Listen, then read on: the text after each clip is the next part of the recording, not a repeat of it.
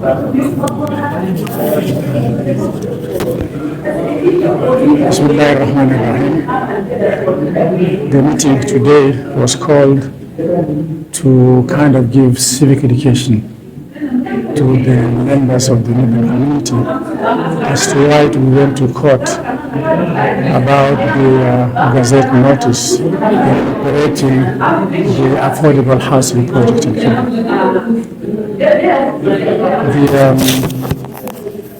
We had said from the onset that affordable housing is not for the Nubians. The 288 is Nubian private land. They are the ones who should decide as to what they want on this land. Nubian original land was 4,197.9 acres, but after a long struggle, we were given 288, which we said is not a problem, because once we are enabled to develop the 288, we shall have a platform on which you can stand to demand the balance. But we were shocked to see a task force which was made by the government to work on Kibra 288, and what really touched us is the affordable housing project in Kibra. Kibra land is worth between 500 and 600 million per acre. This is not land which can be used for affordable housing. What we lack, and we said that from the very onset, that the trust deeds which have been registered is inconclusive. It needs a lot of correction. It needs to be amended for it to be workable. And we said after the registration of the trust deed, which up to now we don't know on whose benefit it is registered, because the register of beneficiaries is not there. After the registration of trust deed, we would have expected to have a management team which would run the case and the day-to-day work of the trustees. Trustees are only custodians. They have no authority of this land. This land does not belong to them. And all the Nubian community beneficiaries, members, have equal rights on this land. There is no one who has more right than the other. All those who qualify for this land have equal rights. Then we said after the management team would have appointed with the blessing of the community a committee of experts. Committee of experts would have shown us what we need to come up with a master plan for the Kibra that we want. And Kibra is then within CBD, and we want to, if we look to the right, I've said this many times, we see Upper Hill, Guma, and all this golf club. In front of us, we see Yaya Center and Halligan and Lamington. To the left, we see Karen and things like that. And we have at our back, Lanata. We won't want to have anything lesser than Karen or Lavington within Kibra. We want something that would be beneficial to the Nubians. This is the only land in Kenya that the Nubian can call their home.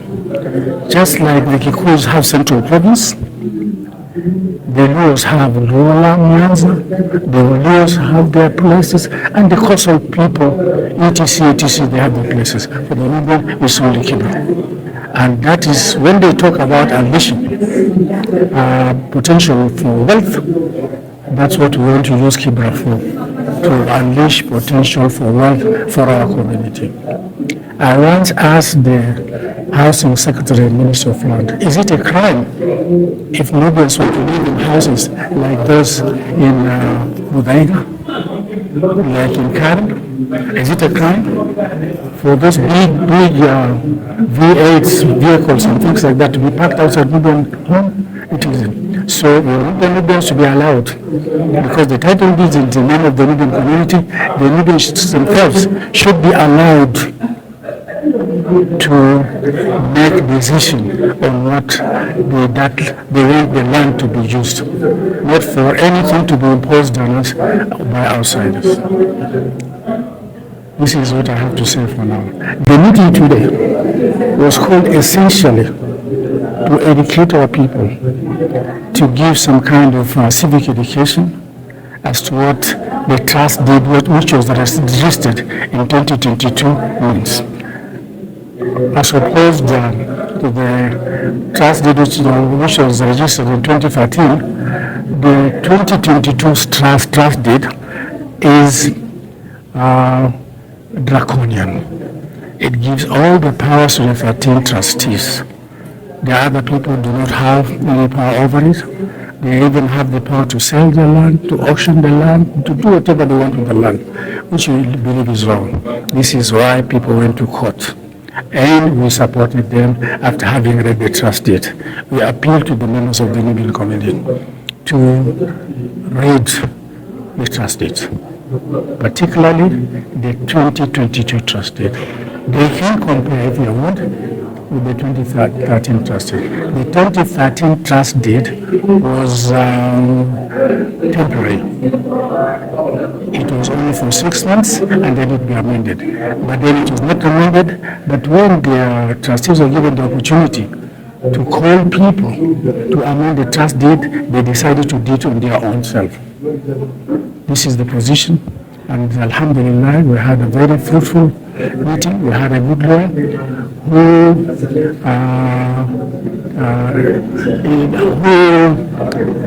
told people about the trust deed. He explained very well, and in fact he did a very good explanation as to why the 2022 trust deed is dangerous for the Nubian community. Now we are giving people a chance to read the trust deed as explained by the expert, so that when we call the next meeting, they'll come and give us their views as to what they think truly is. What messes us up is the lack of transparency.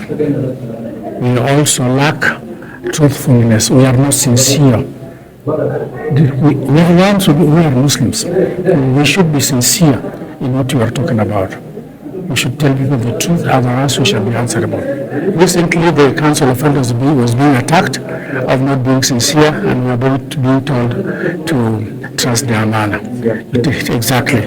What we are doing, we are protecting the amana for the people, but we are being accused of the opposite. We fear Allah and the day of judgment. Shukran.